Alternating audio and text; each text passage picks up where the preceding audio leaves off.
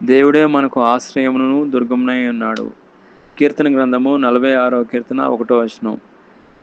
ఆశ్రయం అంటే ఏంటి అనేది మనం చూసుకుంటే, ఆశ్రయం అంటే రక్షణ అయిన దేవుడు, ఆధారమైన దేవుడు, శరణు అయిన దేవుడు, దిక్కైన దేవుడు మనకు ఆశ్రయము.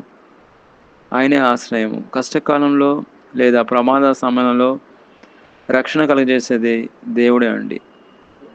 ఒక ఉదాహరణ, పెద్ద వర్షం వస్తుంది.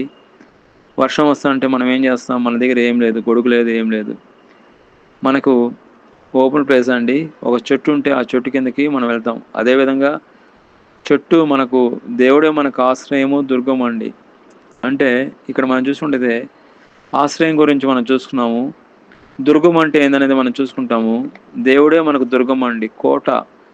దేవుడే కోటైన దేవుడు, కవచమైన దేవుడు. వారి శత్రువులను స్థావరాల నుంచి, శత్రువు దారి నుంచి తప్పించేది ఎవరంటే దేవుడే అండి.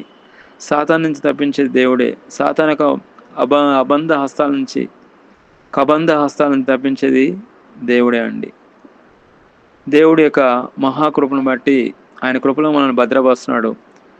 ఆయనే మనకు ఆశ్రయము, దుర్గము అయి ఉన్నాడు.